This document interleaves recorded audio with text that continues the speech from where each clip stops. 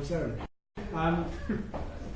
In many ways, many of the issues that inspired Kirklees to hold this commission are well known to yourselves, and they link certainly with what's happening within England with regional devolution and localism agendas and the change in the way citizens view local government, and also the thorny question of electoral turnout in local elections and that engagement with local councils. I think also in the wake of the European Union referendum, there is a sense in which there's been a shift in political culture, and in some ways it may bleed into and influence what happens at a local level as well. And I've worked with Kirklees for 10 years, possibly with their youth council, and I've always been impressed by their proactive approach, and the fact that they're holding this commission is laudable. They're investing time and resources in difficult times in this, I think, is commendable, and the scope and the ambition is also commendable. And where we are at the moment is that we've spent a month with our fellow commissioners going round Kirklees, meeting local citizens, talking to them about their challenges, aspirations, how they feel about local democracy. During the next month, we'll be meeting with stakeholders here in London. We've had 2 days here. We're speaking with the architects of Devo Mank in Manchester, so we'll be talking with them about the challenges they're facing, and also taking a wide range of evidence from stakeholders in Kirklees itself. So this is a substantial piece of work. It has clear aims and objectives, and the intention is, once we've taken that evidence, that we will go forward and write a draft report. And we're very keen to make sure that this is a bilateral, it's a deliberative process, and so anyone that is given their time to come here and talk to us, we will be sending that draft to them, and we are inviting very much reflection and comments on the recommendation.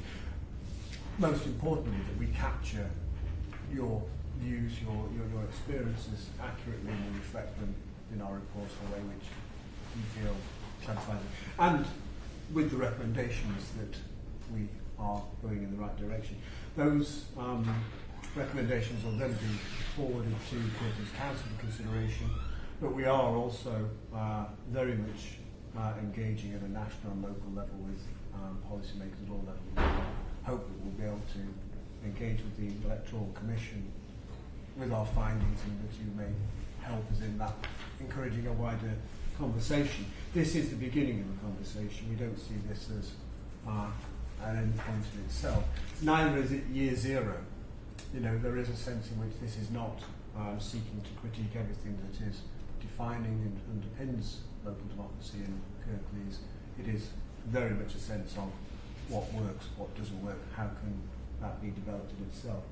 I think it's probably appropriate for you to maybe just introduce yourselves to the commissioners, and then them to introduce themselves to you. So.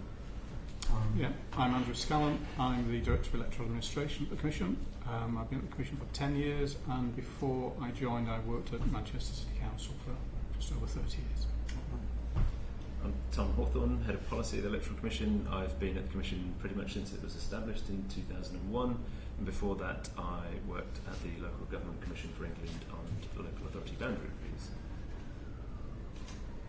Elected member for Kirklees Council and a member of the Commission.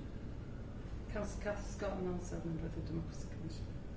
Hi, I'm Diane. I'm working on the online content for the Democracy Commission. Carl Graphic Governance and Democratic Services. Spencer Wilson, Governance and Democratic Services. Councillor Andrew Cawthron, a member of the Commission. Andrew Marchington, member of the Commission. To start with, one of the sort of contradictions in the way in which voters engage with local elections and participate is that if you look at political trust surveys, often local representatives, levels of trust exceed those national levels, that people feel a stronger citizenship bind, and in many ways their identity is defined by local authority, their local authority area, and yet turnouts in local elections tend to hover around the third or just above the third mark. And in some ways, that contradiction raises the question, what do you think are the main barriers, perceived or real, to local citizens participating in local elections? I'm not sure I'd characterise it as a barrier. I think, and some of this will be personal opinion, some of it will be research backed. I think some people are just generally content. So if you start off that folk are content, and there isn't anything within any particular election which is going to make a significant change, or their perception is it's not going to make a change, I think that may well be a reason why they would not turn out to vote. We've got evidence that, I'm sure Tom will remember, about the detail of why people say they don't vote, which may be a barrier. But I think there is something about a level of contentment that a lot of people have, or some people have, and the nature of the contest in which they're being invited to vote. And is there something there that enthuses them to turn out to vote? And do they think that casting their vote is actually going to make a difference? Yep, so we carry out research with the public after every set of elections, and we ask them, did you vote or didn't you vote? And ask them why they did or why they didn't. And it's a self-reported survey, so can take some of the answers with a pinch of salt. We tend to find with some of those surveys that people are quite generous on themselves and less willing to admit that they just couldn't be bothered to vote. But what they do tend to say is, or the majority tend to say, that either personal circumstances or administrative circumstances, so the deadlines for registering to vote or the deadlines for applying for a postal vote, for example, meant that they weren't able to vote. But there is a second and third group of reasons. One is simply, as Andrew said, that they say they're not interested in taking part in the elections, and it tends to be a relatively large proportion of people. Just looking at some of the results from recent surveys, between 15 and 20% of people said they just weren't interested in taking part. And then a group of reasons that people gave that were related to not being able to identify a candidate or a party that they wanted to vote for, or not having enough information to be able to identify a candidate or party that they wanted to vote for. And actually those turn out to be quite significant reasons. Again, between 30 and 40% of people gave those as reasons. People might have given more than one reason, so they don't tend to add up to 100, but there's clearly evidence in our opinion research that people have an appetite for more information about candidates that they're not currently getting as part of the election process. Added to that, there are clearly opportunities to make the voting process more accessible. Whether making the voting process more accessible will be enough to encourage people to turn out, the relationship is more likely to be that information about candidates and attractive candidates and people feeling that their vote makes a difference will encourage people. An accessible voting system will enable that interest to be acted on. A less accessible voting system might stop that interest being acted on. There's a lot to unpack there. Just start with that, it's very interesting to think about the idea of not interested voters. And there's obviously multiple reasons not to be interested in an election. And one of the things you mentioned there is a sense in which they didn't find candidates compelling, or that what they offered compelling. Do you find that the respondents unpack that any further than the reasons why they don't find them attractive or compelling? Our research doesn't tend to go into that level of detail, as we're looking at the broader picture of what people say they need to be able to vote. Certainly, other academic research has identified across the spectrum that what drives participation is a good competitive choice of candidates and people feeling as though their vote will matter. And when those drop away, then the academic literature tends to suggest that voting, the turnout drops away as well. So there's a sense of voting matter not mattering in terms of the election system. This is some of the problems of first past the post in certain parts of the country, that it doesn't matter how you vote, you're not going to be able to change. I mean, that could well be one of the factors, without a doubt. And if you look at the referendums, recent referendums, which are not elections, the turnout at the EU referendum was 72%, the turnout in Scotland was 85%, where every vote counted, irrespective, because there was only one constituency. So, and I think that's, again, supports the point that Tom was making, I think, which is when there is your certain certainty about how the impact your vote will have. That clearly encouraged turnout. The contestation itself is a very important part of that process in many ways. As far as information is concerned, we've been talking to a lot of citizens and they very much confirm what you're saying, that there is a sense in which they feel that not only will there be a paucity of information, but the information they receive isn't the information they want. Are you aware of any ways in which that could be addressed more successfully, that Kirklees as a council could engage and provide better information at election time? Taking local elections in its broadest sense, so you've got a sort of there are going to be combined authority mayors in some areas. There are PCC elections which are regarded as local authority. There are executive mayors in some local authorities, all of which have got information requirements. So for a mayor of Doncaster, there is a booklet produced for each candidate, a booklet rather that includes the election address for each candidate, and that's delivered to households for a relatively small contribution from the candidates. So there is information provided at some tiers of local government, but not consistently. So there is a statutory, and all this is based on statutory provision rather than I think the combined authority mayors will have, each combined authority will have a discretion about whether or not to fund a booklet. In terms of the local authority, I think one of the conversations we may get into is the relationship between the returning officer, the electoral registration officer, and the local authority, and who carries out which functions within a local authority.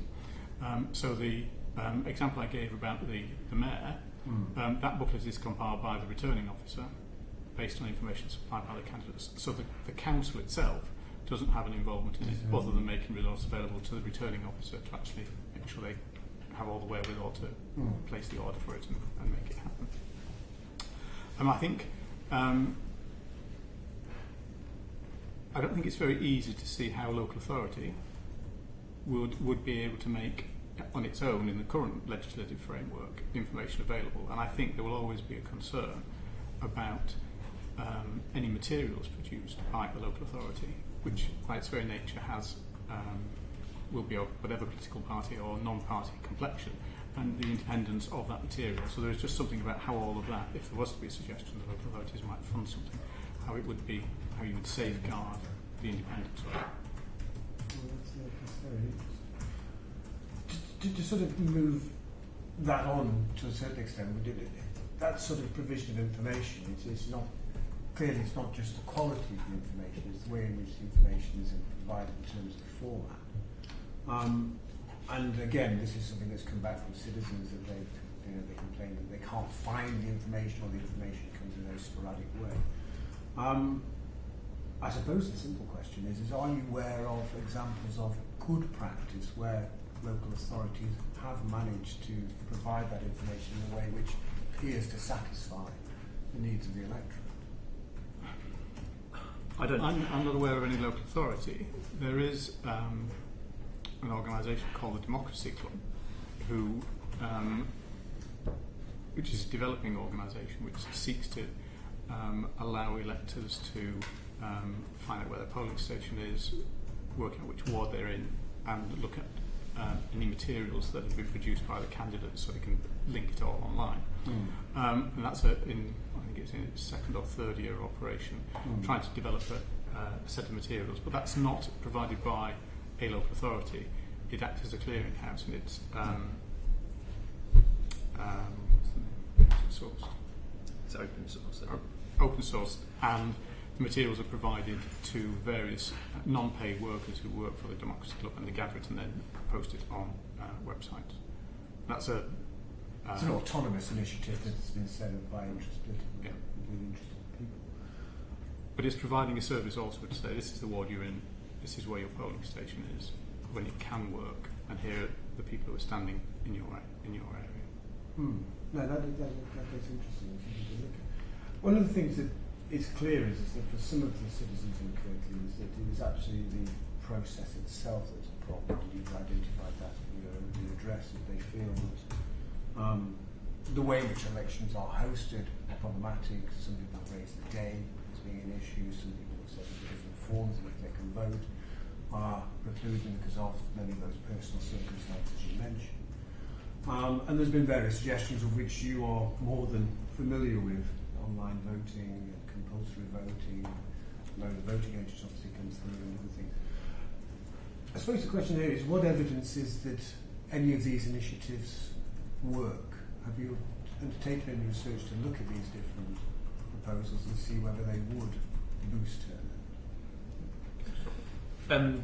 Yes, so there have been some pilot schemes hosted at local government elections, actually going back to 10 years ago now, that looked at a range of different ways of running elections. So they looked at online voting, they looked at electronic voting based in polling stations, they looked at early voting to a degree, some mobile voting, they looked at all postal voting where everybody gets sent a ballot paper, and the Electoral Commission was responsible for evaluating the impact of those schemes, and they certainly looked at turnout participation as one of the key factors.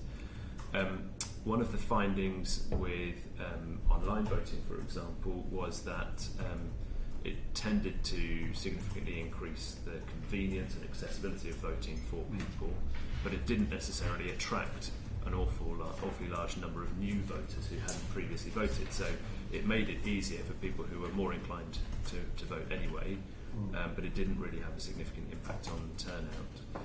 The same conclusion really applied to early voting or to weekend voting. So some of the trials were just holding polling day at the weekend, some of them were having an early voting opportunity throughout the previous weekend leading up to the traditional Thursday polling day. And again, evidence that it improved accessibility, improved convenience for people, but no significant evidence that it had an underlying impact on turnout. Some of the limitations there are that those pilot schemes were one-offs in a sense. They took place 1 year. You didn't have the opportunity necessarily to build up a history and a kind of track record of people understanding that they could use these methods. Early voting, I think we concluded that it probably would be worth implementing, but there would be some costs involved. The returning officer would need to provide facilities in a range of locations across the local authority area or across the constituency. It's not a free. None of these options are free options in that sense. Online voting, we didn't see any significant improvements in turnout. The costs were very, very significant, again, albeit that those were pilot scheme costs, so they wouldn't necessarily be translated in long-term costs. But also there were significant concerns about security and about the integrity of the processes. I would say the one pilot scheme that did seem to improve turnout, although not by a huge amount, was all postal voting, so where everybody was sent a ballot paper in the post and there were no polling stations at all. That did seem to improve turnout, but we also found that voters who preferred to vote in a polling station were very unhappy at having effectively choice removed from them. So postal voting, as it stands at the moment, is a choice for people to use where they think that it's going to be more convenient and accessible for them. And we know that around 15% of people apply for a postal vote and are sent postal votes, and actually a significant proportion of those people use those votes. Turnout among postal voters is much higher than it is for polling station voters. But the idea of effectively removing choice from people, we felt would be a backward step rather than a forward step. We didn't recommend, or we recommended that all postal voting shouldn't be used for future elections. And since 2006, I think that's been the case that they haven't been used. I could just hear Road Pickles yelp in the distance when it was mentioned. In 2003, of course, you published, it was 2004, the report on lowering the voting age to 16, which worked with Andrew Russell. And you decided that there wasn't a case for lowering the voting age at that point. Is there a position there, the Electoral Commission? Is there any change in that position? We haven't changed our position. Clearly, it's changed in Scotland already. The parties in Wales have indicated once they have control over electoral legislation that they will lower the age to 16. but our position remains. We still think that the case we put in 2004, I think it might be. 4 was the actual was a one which says look at this in the round, and I think some recent research has indicated that that's what young people would also like it to be. But what we have concentrated on is the mechanics of doing it, and in Scotland, for example, we did aimed very targeted campaigns, public awareness campaigns, and worked with schools to make sure that and colleges to make sure that we were getting the message through to 16-year-olds, which of course they had for the referendum, and for the Scottish Parliament election this year was the second time they would have had the opportunity to vote. There was a discernible drop in turnout. Just to sort of move on, one of the questions which is been central to the considerations about electoral participation has been about the electoral cycle itself, and there has been some discussion about the move from the current system of 3 years and a fallow to all out into the 4 years, etc. From your own research, is there any evidence that that has any impact on voter turnout if you do shift to a different cycle from the one that Kirklees currently has? I don't think there is any evidence that demonstrates that changing the cycle. As we've got a mixed bag of cycles around the place at the moment. We've got some local authorities who are all out. Some that are on some that fall mid-cycle and are out. The Met example, which is 3 out of 4 years. So there are a range of cycles that are around, but there isn't anything that I think we've ever been able to draw any conclusions that makes a significant difference.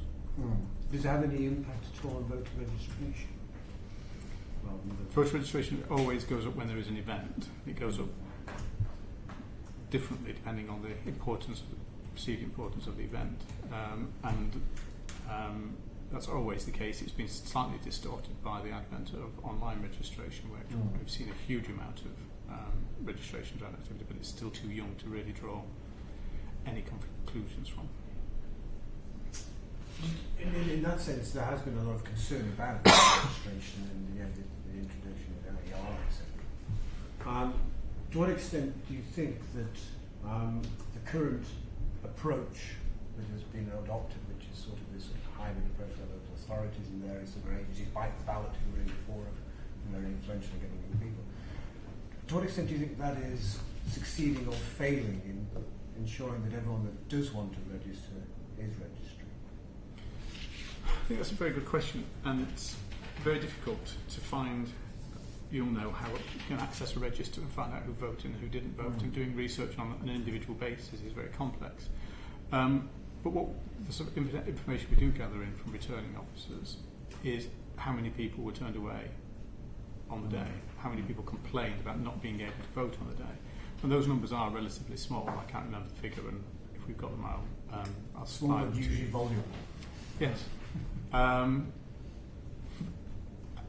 why not? But the system is you can apply to register up to 12 days before the election. That's not miles away. You know, when I first started in this business, it was if you weren't on the register on the middle of February, that was it for the year. Which seems bizarre now. But the process is fairly straightforward to apply. You can apply online. People can put multiple applications in if they like, if they aren't sure. But the number of people who, from the information we gather from returning officers, about people who were not able to vote is really significantly low. Clearly, the stats that Tom gave earlier about people who might have had administrative reasons, probably won't be able to correlate those figures, but it is a very small figure. Yeah. Andrew, yes. Sorry. Yes. Giselle first now.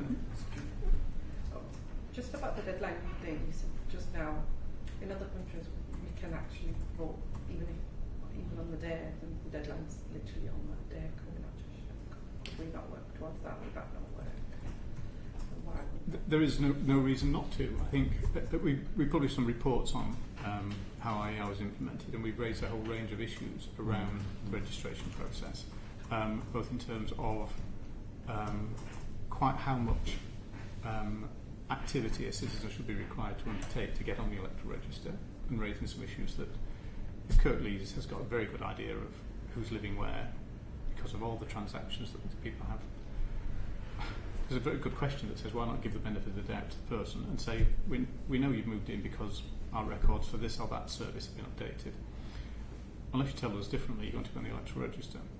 And as now, people can object to someone's naming on the electoral register, so the process. So I think the question we would put is, let's start exploring those types of questions. In terms of registration on the day, there are areas where countries that have registration on the day, but that always has an impact on the election itself. So you can register on the day, and depending on precise level of proof that you may require, that person may have a provisional vote, for example, in some jurisdictions, and that vote is only used if there isn't, or those votes are only used if the majority is so great that those provisional votes would have made a difference. So there's a whole range of issues that might change the nature and the sort of complexion of an election. So we may find, depending on what system is constructed, but there was always a knock-on effect, I think, is the point I'm making. It's not as simple as saying this is, you can register to vote, because it would imply, where would you do that? So could you go to the town hall, then once you've registered to vote at the town hall, go up to a polling station X number of miles away, and the town hall has told the polling station you're on the register. So it depends precisely on how you might construct the system. That's not to say it's not capable of being done, but I think it's probably very unlikely to be as straightforward as saying do something within your polling station with certainty, and that vote's going to get counted at just after 10 o'clock. It's not impossible, but I think it just a scheme would need to be thoroughly worked through to understand all its implications. Yeah, because I think it's just like I think we were discussing earlier. It's at the time of elections, and the closer we get to the date, that's when people want to get more engaged with and actually go out and vote. Yes. And by that time, it's too late, really. Yeah, I think that's a really important point. That often for policymakers who sit, maybe in town halls or in Westminster, they don't necessarily realise that normal people only really understand that there's an election coming. Maybe the week of the election, if you're lucky. But on polling day, it might be that's when they realise there's an election. That might be when they realise that they want to participate. And that's when you guys, as candidates and campaigners, have done your job trying to persuade people. That may be when they realise that they want to participate. One of the suggestions that's come through, let's come on to you in a second, just to sort of build on that, has been both from citizens and from a number of stakeholders, is the idea that a single register could allow citizens to vote at any polling station rather than a particularly defined one. Do you think, that's feasible in the current, in terms of technology and the way in which, and is it desirable? I think, why wouldn't it be desirable? So think of all the transactions we all do. People are used to flexibility, and the question is, how do you maintain the security and integrity of the system if you have a system that allows people to vote anywhere, and anywhere presumably within the local authority areas? Because there are people who'd say, why not from somewhere else, which raises the technological challenge even higher, I think. So there was a pilot, I think, for a vote anywhere in that those pilots that Tom mentioned earlier. But what you need to do is have the right technological platform. You know that the system we have now is paper-based and is reliant on someone getting 1,000 names on their list in their polling station. Kirklees, hundreds of thousands of names. You can't have that going on in a polling station. And if you had all the registers for Kirklees in paper form, it's completely impractical. And how would you know that someone who'd voted in that polling station had not gone and voted somewhere else? So it's about having technology that could get rid of all the paper and be guaranteed to work on the day, capable of being updated, and a system that people would feel that they could trust, rather than saying, well, actually, we've worked out it takes them 15 minutes to update the system, will go from the church hall here to the school several hundred yards away and vote twice. So there's a whole range of issues. All of those are not meant to be negative. It's just pointing out the problems that there are associated with it. And I'm sure if because why wouldn't you think it's more convenient to do it when I get off the bus, because my polling station is the other end of where, you know, in the polling district. It's not somewhere I pass in my normal day. Therefore, I don't want to get taken go out of my way. Is that, do you think that technology is available, or is it something which is potentially, but it's got a significant cost implication? Well, it might be a web-based system. There will be, you know, not very far from you, but that brings some challenges for areas where there's not. There's undoubtedly going to be a cost implication. I think the other implication is for returning officers to be able to find locations where, as Andrew said, the infrastructure itself is reliable enough to make sure that it can actually work for voters. So, you know, returning officers struggle to find polling stations, venues for polling places in lots of areas. If they were also required to have reliable broadband or Wi-Fi or 4G network coverage, then that just might make that even harder. It's not impossible, but again, as Andrew said, some significant challenges. Thank you for that. It's good to get a detailed explanation of the challenges in that, because it does seem to have a lot of popularity. Yeah, and also to state the obvious, it will require changes to primary legislation. So whatever the mechanics of it, defining it in legislation is also politics is there as well, I suspect. Sorry, Andrew. Yeah, I just want to go back to turnout. And obviously, one of the things that does increase turnout in the local elections, if you've got a general election on the same day as that, so you go from 30% turnout up to 70%. I just want to link a couple of our perception, my perception as a local council is that significantly affects the result. And you have to really put across that differential. Well, some people turn up surprised they've got 2 votes. You need to differentiate between the voting for an MP and voting for a local person. I know when we've had the referenda to the Electoral Commission, the question is looking at the question to make sure it doesn't influence the result. And one of the drivers around what we're looking at going to a 4-year cycle is it's reducing the number of elections because it's going to be cheaper. Have the Electoral Commission got an opinion on actually separating elections out? So when it's a local election, people are thinking about local issues. When it's a general election, they're thinking about national issues. Obviously, Europe is a bit different. Let's just stick at those 2 elections on the same day, and it actually affecting the results. Yeah.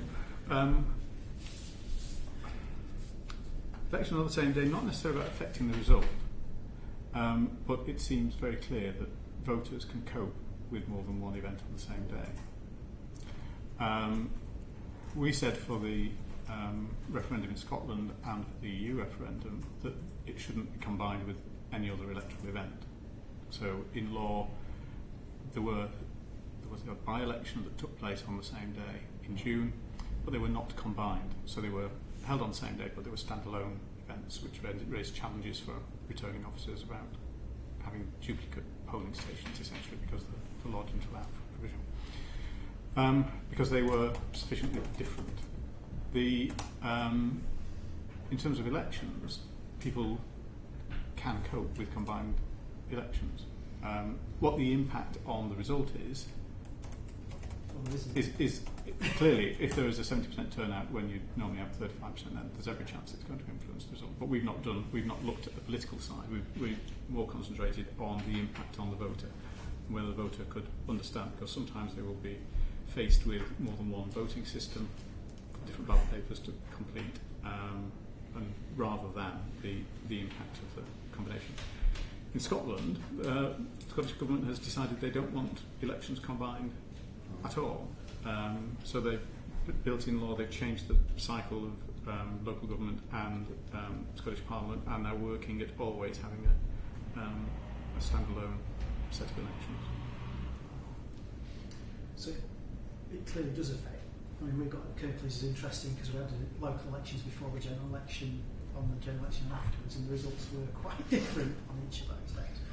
So there's a particular reason why the Electoral Commission wouldn't take it. Yeah, I understand, the mechanics of how people can cope with that, but actually having an opinion on, well, combining elections does affect the results. It tends to favour the larger, the larger parties in the general election, much more resources being spent. So, is that something that the Electoral Commission might have an opinion on? Only if asked. Well, I mean, not about affecting the result, I don't think. No. I mean, what you're seeing is an increased turnout. From our point of view, that's going to be a good thing. The impact of that is a separate thing altogether, which I don't think we would have an opinion on. Is that? Sorry, I was going back on to what Andy was saying then, in terms of.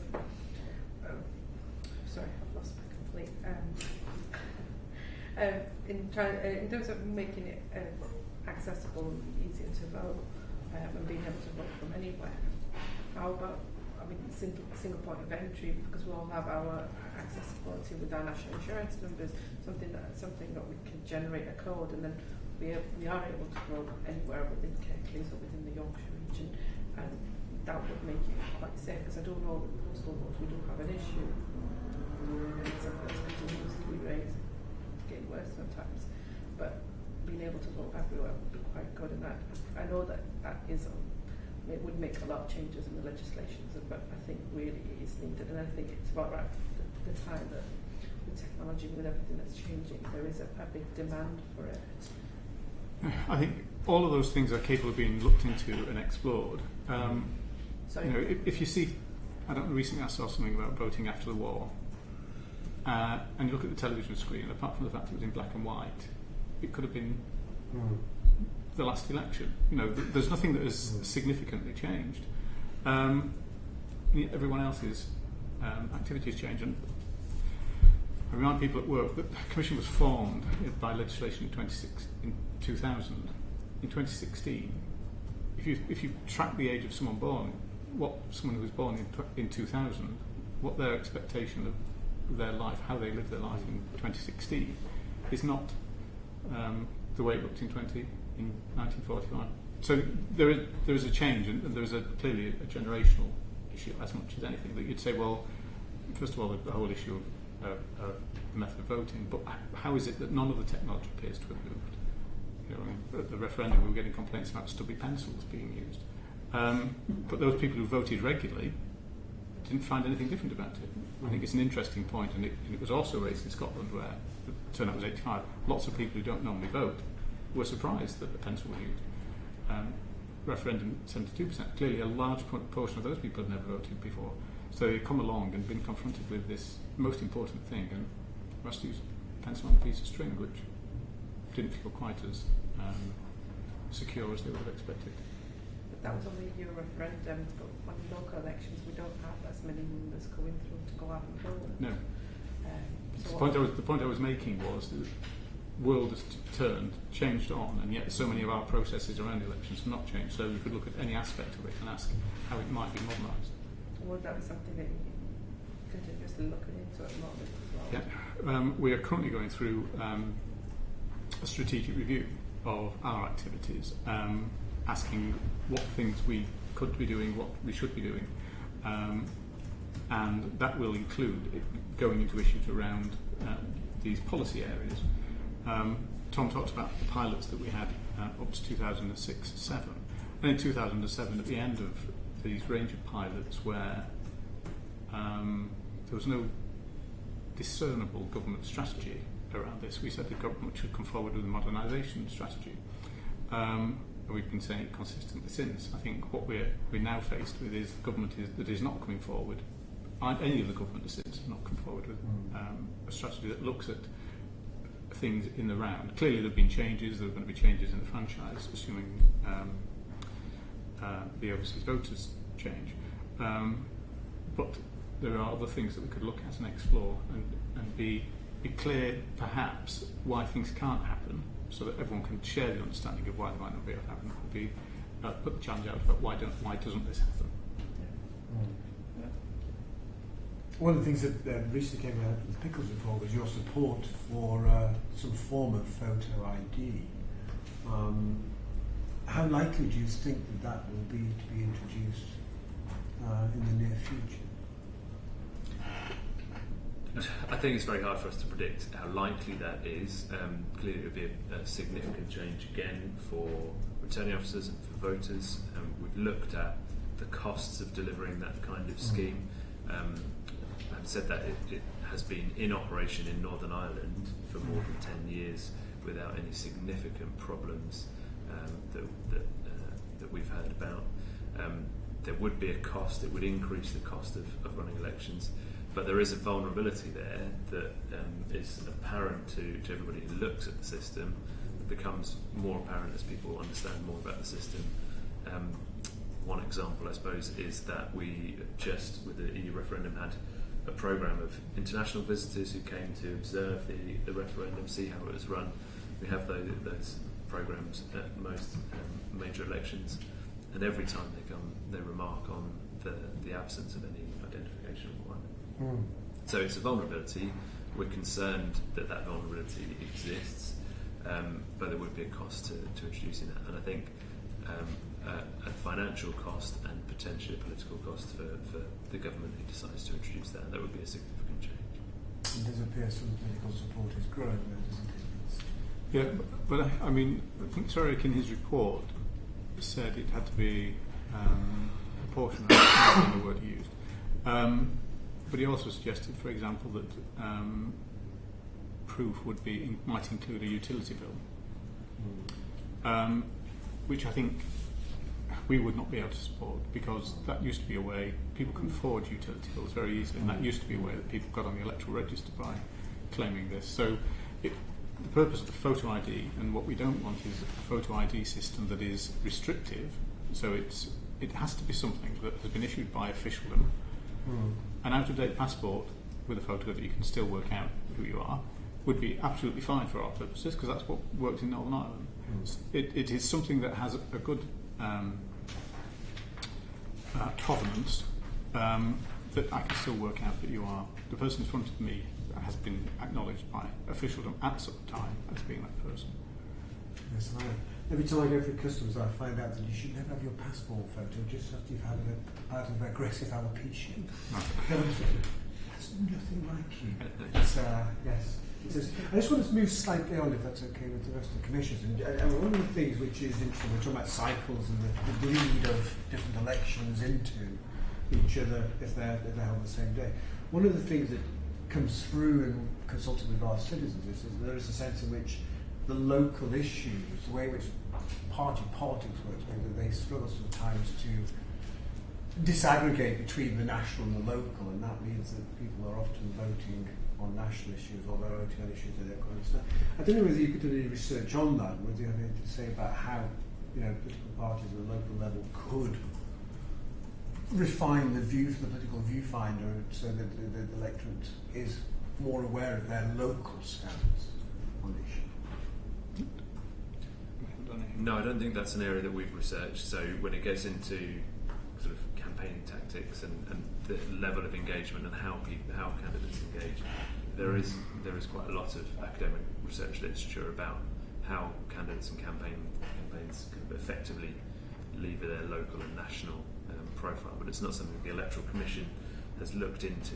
Our focus is more on the process mechanics of how elections are run and how people engage. But we could ask our research team to point you in the right direction of some of the academic literature that looks at campaign tactics and campaign strategies, if that would be helpful.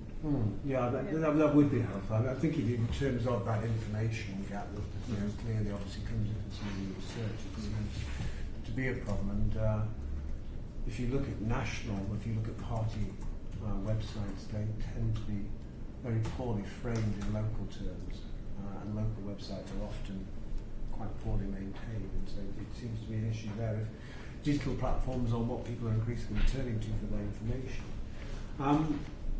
One of the other things that has come up during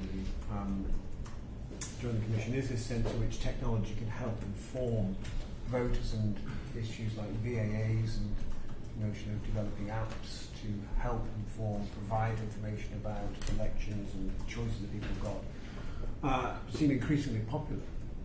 Do you have any opinion on whether they are effective in helping guide citizens in their electoral choices? I'm not sure I recognise all the things you've just mentioned, but I'll go back to the Democracy Club I mentioned earlier. I think we're still waiting to see their evaluation of their last activity, but as a new organisation, and I don't know if you've made contact with them or not. No, I didn't. I think it would be a very interesting route for you to explore. As a local authority, they attempt to do it nationwide, which is a massive challenge for them. As a crowdsourced, I think that's the call it, activity, but it may well be that for any local authority, it might be an interesting option to look at how you might work collaboratively with them. Yeah, I think we should get in contact. Any more questions? Compulsory voting. Any work around that? We haven't done any work recently around compulsory voting. It's those countries that have compulsory voting seem to me to have had it for a very long time, and they've had it for such a long time, and it has become part of the civic life of the country. So, folk usually talk about Australia. I think the fine for not voting in Australia is either $10 or $20, which is not an incentive for anyone to conform, I don't think, because the penalty is so small. There are then further implications, but it has just become what happens in Australia. But it isn't. It's not a silver bullet, because Australian Electoral Commission are concerned about the number of people, even with compulsory voting and even with the action they take, who don't register and then don't vote, because there are, from our standards, it's still incredibly high, but there are some suggestions that the numbers of people who are not participating are going up very gradually. I'm talking around, well, correct me if I'm wrong on this, if you can remember, it's 3 or 4% of people out of 100% who are not participating. So, which means lots are, but nevertheless, there is over time there is a pattern how that figure is increasing. There's also a sense about the way in which it affects people's choices in how they vote. Yes. Yeah. But the idea of introducing a scheme now, I think, would be a massive challenge. What would the penalty be, for example? Just a question.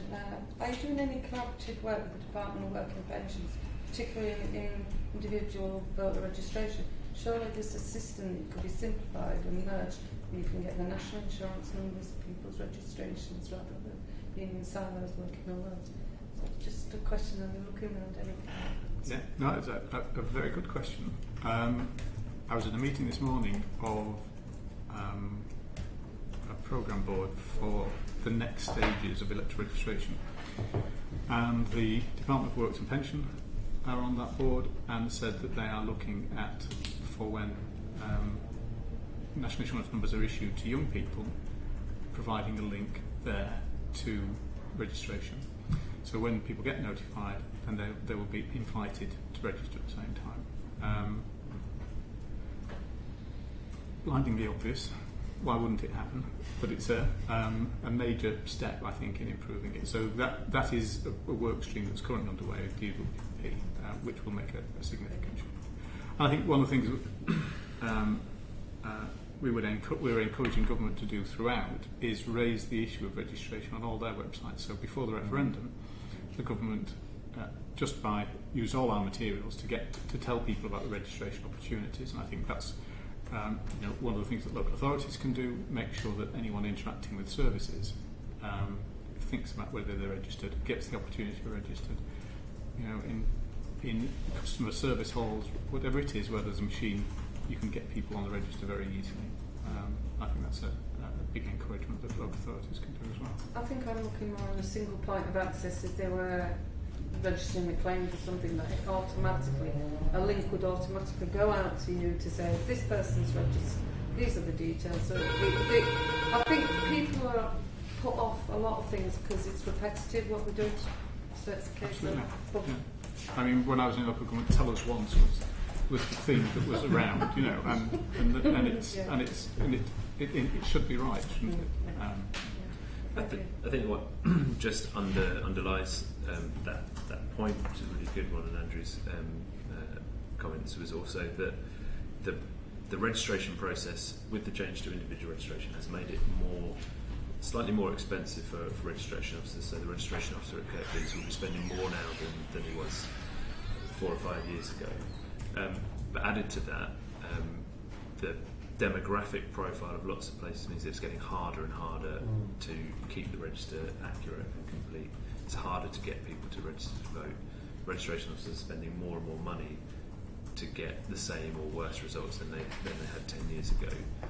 And we're still concerned that it's not a sustainable situation to carry on like that, and that there needs to be serious thought given by registration officers and by the government to different ways of doing that. So the point about piggybacking, as it were, on the back of other interactions that people have with local authority services or with national services like HMRC or DWP, using data better. All the data's around and available, and for lots of people, a registration officer could make a decision about whether they're entitled to be registered to vote off the back of that data, but they can't do it at the moment, and that's where central government, that's where Cabinet Office needs to be in the lead, making sure that it's giving registration officers the tools that they need to do their job better. Just very briefly, one of the suggestions has been compulsory registration at some point in the school cycle. Do you think that is A, feasible, and B, desirable? I don't know. I think there are any number of avenues that can be explored. You know, I've never come across any school teacher who says, "Give us more to do." I think the proposal is that the schools have got the record, and so they. Oh, absolutely. But the processes of it won't. Will it simply be a method of school transfer of records? The Chief Electoral Officer of Northern Ireland used to go into schools by arrangement, a lunchtime session. Get the relevant age groups in, be supplied with a list of people from the school, the cohort who would be in the room, and get them to sign up the forms there and then. So first of all, it concentrated the minds on the registration process. It filled the forms out, and then once they're on the register.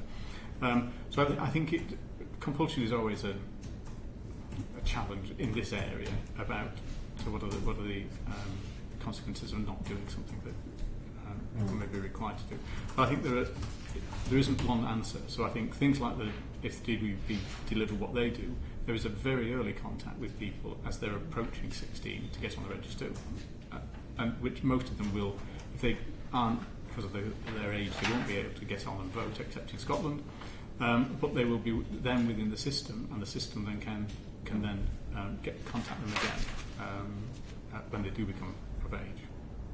So I think there are initiatives that have been proven to work that could be followed. So engaging with schools and colleges, and the registration challenge is in age groups that are from 18 to 23, 23 to 35, 24 to 35 are also a challenge.